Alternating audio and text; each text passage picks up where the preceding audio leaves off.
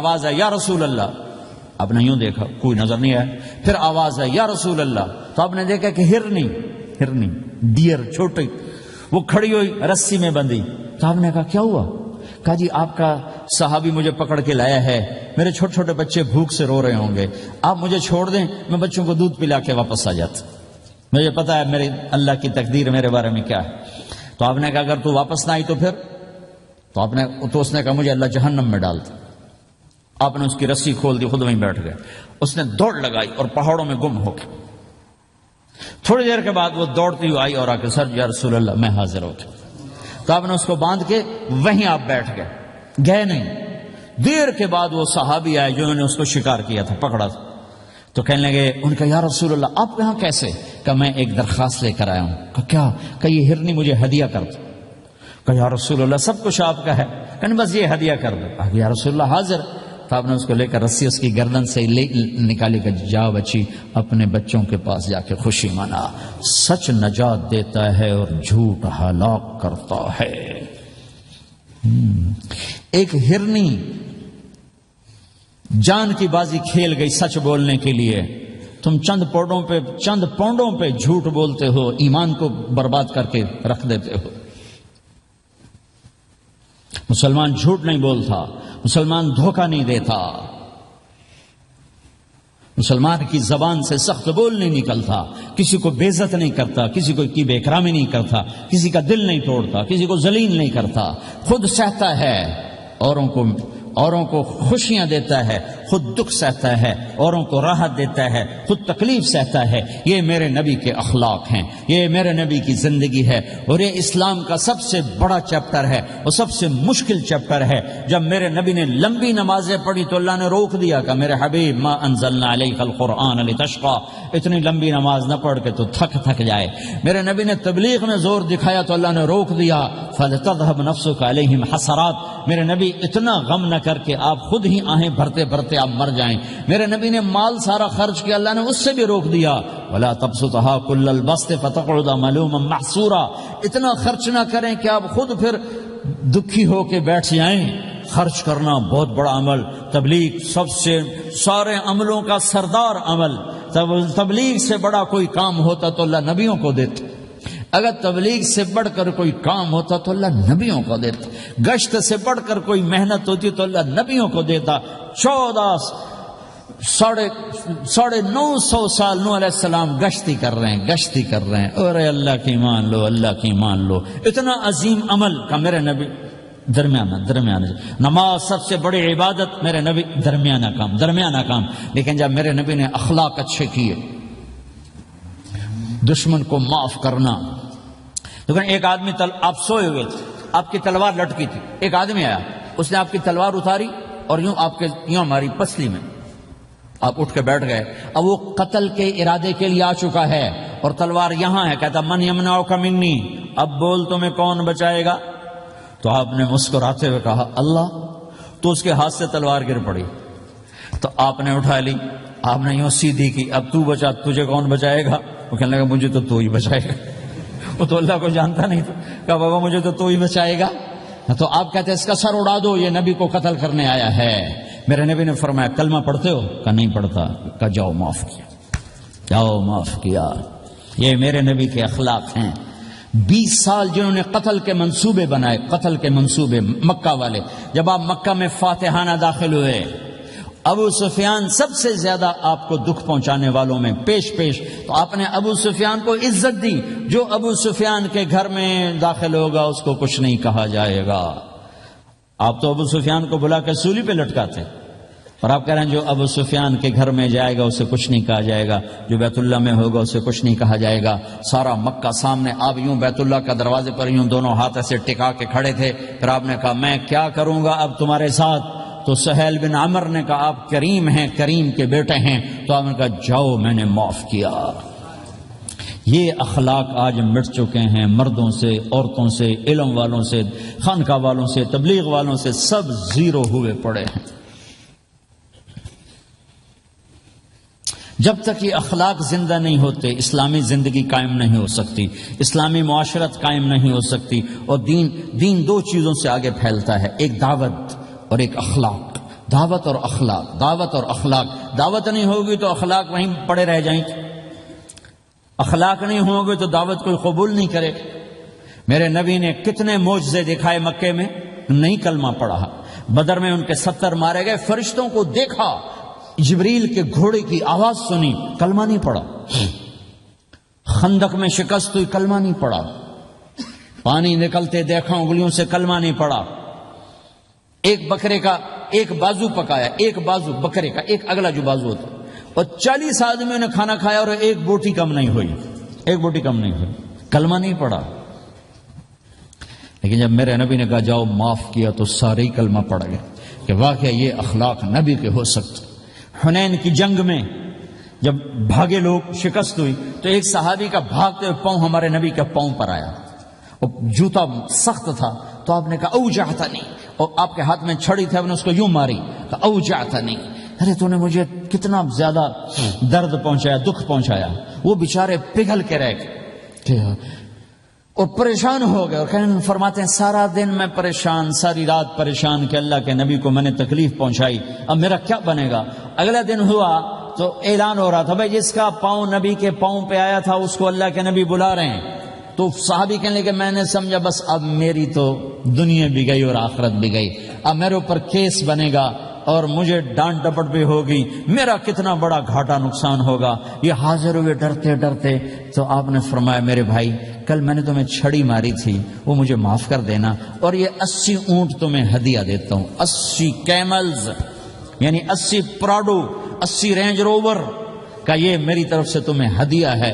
وہ حیران پریشان، یہ میرے نبی کے اخلاق ہیں، یہ میرے نبی کے اخلاق ہیں. کانٹے بچھانے والی نے 4 دن آنا چھوڑ دیا، بیمار ہو گئی تھی. تو آپ نے کہا کیا بات ہے، وہ ہمارے راستے میں اب کانٹے کوئی نہیں ہیں. کہا یہ وہ بیمار پڑی ہے جو کانٹے بچھاتے تھے. تو آپ اس کے گھر چلے گئے، ماں جی خیریت تو ہے، آپ ٹھیک تو ہیں؟ کہا بیٹا مجھے کلمہ پڑھا دے، بس تیرے اخلاق نے مجھے فتح کر لیا ہے. میرے بھائیوں یہ چیپٹر بھول چکے ہیں، بھول چکے ہیں، بھول چکے ہیں. جب تک یہ چیپٹر زندہ نہیں ہوگا زندگی اسلامی نہیں بنے گی، معاشرہ اسلامی نہیں بنے گا، اور آگے قوموں کے لیے اسلام کا دروازہ نہیں کھلے گا.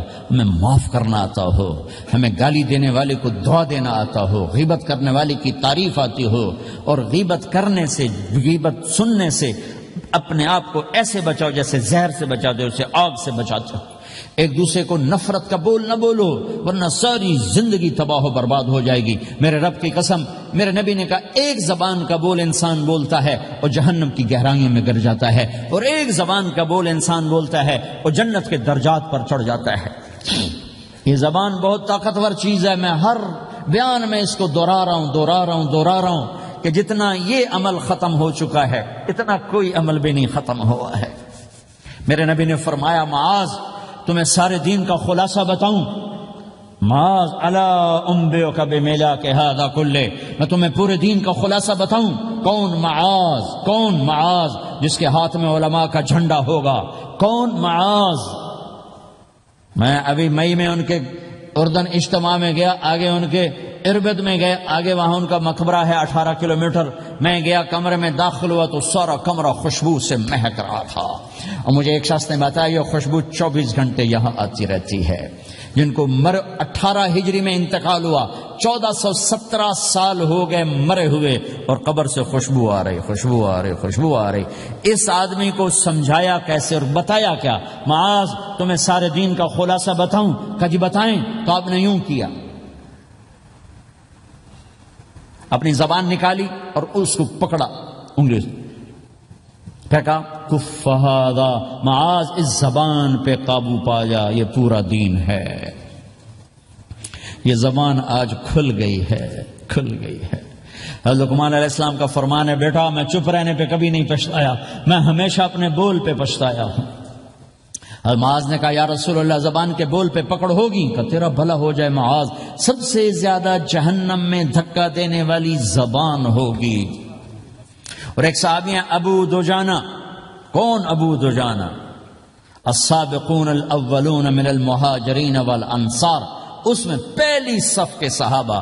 کون ابو دجانہ؟ جب آپ حج پر گئے تو اپنی جگہ مدینے کا امیر ابو دجانہ کو بنایا. ابو دجانہ حج میں شریک نہیں ہوئے کہ آپ نے اپنی جگہ ان کو اپنا نائب بنا کے وہاں کھڑا فرمایا ابو دجانہ میری جگہ پر مدینے کا امیر ہے. یہ وہ ابو دجانہ ہیں. کون ابو دجانہ؟ جو جنگ بدر سے لے کر آخری حج تک ہر سفر میں شریک ہیں، ہر سفر میں شریک ہیں. ان کی ایک بات میں بتانا چاہتا ہوں، پہلے تھوڑی سی ان کی ہسٹری بتانا چاہتا ہوں. کون ابو دجانہ؟ احد کی جنگ میں آپ نے تلوار اٹھائی، کہ اس تلوار کو کون لے گا؟ کئی صحابہ کھڑے ہو گئے. آپ نے کہا اس تلوار کا حق کون ادا کرے گا؟ سارے بیٹھ گئے. 3 آدمی کھڑے رہے، ایک زبیر بن عوام، ایک عمر بن خطاب، ایک ابو دجانہ. ان کا نام ہے سماک بن خرشنہ. سماک بن خرشنہ ان کا نام ابو دجانہ سے مشہور ہے. تو آپ نے تلوار نہ عمر کو دی، نہ زبیر کو دی، ابو دجانہ کو دی تھی. تو عمر رضی اللہ عنہ نے تو محسوس نہیں کیا، حضرت زبیر نے محسوس کیا کہ اس کو کیوں دی، مجھے کیوں نہیں دی؟ میں مہاجرین میں سے ہوں، میں پھوپھی کا بیٹا ہوں، میں اس سے دلیری میں کم نہیں ہوں. بلکہ حضرت زبیر کی دلیری کی تو دھاک تھی، جدھر سلوار چلتی تھی کاٹتی چلی جاتی تھی. کہنے کہ میں دیکھوں گا یہ کیا کرتا ہے. تو ابو دجانہ کے پیچھے پیچھے زبیر ہو لیے. تو ابو دجانہ نے جو حملہ کیا تو 3000 کا لشکر تھا، اس کو چیر کے پار نکل کے، پورے لشکر کو کاٹ کے پار نکل کے. اور آگے عورتیں کھڑی تھیں جو مکے کے لشکر کو تیار کر رہی تھیں. نحن بنات طارق نمشی علی النمارق مشی القتل بوارق المسك في المخالق المسك في المفارق والضر في المخالق ان تقبلوا نعانق وتدبروا نفارق فراق غیر وامق. یہ گانا گا رہی تھی اور ان کو تیار کر رہی تھیں. تو جب ابو دجانہ کی تلوار نظر آئی تو سب بھاگی. ہندا پکڑی گئی تو آپ نے یوں اپنی تلوار ہندا کے سر پر رکھی، انہوں نے چیخ ماری، تلوار ہٹا لی. تو زبیر پیچھے پیچھے کہ کیا کیا؟ جنگ میں اگر کوئی عورت حصہ لے اسے مارنا جائز ہے، ویسے جائز نہیں ہے عورت کو، بچے کو، بوڑھے کو ہاتھ لگانا جائز نہیں ہے. تو انہوں نے کہا تلوار کیوں نہیں چلائی؟ کہا میرے محبوب کی تلوار ہے، عورت کے خون سے رنگین کر کے اس کی شان نہیں گھٹانا چاہتا، یہ میرے نبی کی تلوار. پھر واپس ہوئے، پھر اٹیک کیا اور پھر مجمع کو چیر دیا. سامنے ایک آدمی آ رہا تھا ہاتھی کی طرح، اتنا لمبا موٹا تازہ. تو زبیر کہنے لگے میرے جی میں آیا کبھی اس کی ٹکر ہونا پھر میں دیکھوں ابو دجانہ کیا چیز ہے. تو اللہ کا کرنا ایسا ہوا ابو دجانہ دونوں آمنے سامنے ہو گئے. تو وہ ایسے شاہ سوار تھے کہ دونوں طرف کے لشکر ذرا تھم گئے اور وہ دونوں بھڑ گئے. ابو دجانہ کے اپنے جوہر، اس پہلوان کے اپنے جوہر، غبار اٹھا، مٹی اٹھی، اور اس کی اپنی طاقت، ان کی اپنی طاقت. انہوں نے ابو دجانہ کو اس نے زخمی کر دیا. ابو دجانہ نے جو جوش میں آ کے ماری تلوار، اس کو لگی یہاں، تو اتنی طاقت سے لگی کہ اس کے نیچے اتر کر 2 ٹکڑوں میں تقسیم کر دی. ماری تو ایک حصہ ادھر، ایک حصہ. پھر یوں دیکھا اور اپنے چہرے سے لوہے کی ٹوپی اتاری. کما ترا انا ابو دجانہ، کیا دیکھ رہے ہو؟ میں ہوں ابو دجانہ. تلوار صحیح لی ہے میں نے، غلط نہیں لی. یہ ابو دجانہ ہیں. اور جب شکست ہو گئی احد کی جنگ میں اور پھر 10-12 آدمی نے آپ کو گھیرے میں لیا ہوا تھا، ان میں ایک ابو بکر تھے، عمر تھے، علی تھے، طلحہ تھے، زبیر تھے، سعد بن ابی وقاص تھے، اور سہل بن حنیف تھے، عبادہ قتادہ بن نعمان تھے، اور ابو دجانہ تھے رضی اللہ تعالی عنہم. ان میں سے ایک ابو دجانہ بھی تھے. اور یمامہ کی جنگ میں ابو دجانہ شہید ہوئے. یمامہ کی جنگ میں شہید ہوئے. یہ ابو دجانہ کی تھوڑی سی سیرت آپ کے سامنے آئی ہے. اس کے بعد اب آپ ان کے قول کو سنو تاکہ اس کا وزن آپ کے سامنے آئے. یہ بدر کے شریک ہیں. اللہ کے نبی نے کہا بدر کا صحابی جو مرضی کرے بخشا گیا. یہ صلح حدیبیہ کے شریک ہیں. اللہ نے قرآن میں کہا لقد رضی اللہ، میں ان سے راضی ہو گیا. یہ صحابی ہیں. اللہ نے کہا کلا وعد اللہ الحسنى، اے میرا نبی تیرے ہر صحابی کے لیے جنت کا وعدہ ہے. اور اب یہ کیا کہتے ہیں؟ یہ کیا کہتے ہیں لوگو؟ ان ارجع عملی عند، لوگو میرے پاس، ابو دجانہ میرے پاس بخشش کا سب سے بڑا عمل جانتے ہو کیا ہے؟ بدر نہیں، احد نہیں، حدیبیہ نہیں، خندق نہیں، خیبر نہیں، فتح مکہ نہیں، آخری حج نہیں. کیا ہے؟ کیا ہے لوگو؟ ان ارجع عملی عندی، میرے پاس آخرت میں بخشش کا سب سے بڑا عمل بس ایک ہے کہ ما آذیت احدا بلسانی، میں نے اپنی زبان سے کبھی کسی کو دکھ نہیں پہنچایا. ولا اجد فی قلبی غلا لاحد، اور میرے دل میں کسی کے لیے بغض کوئی نہیں ہے، بس یہ میری بخشش کا عمل ہے.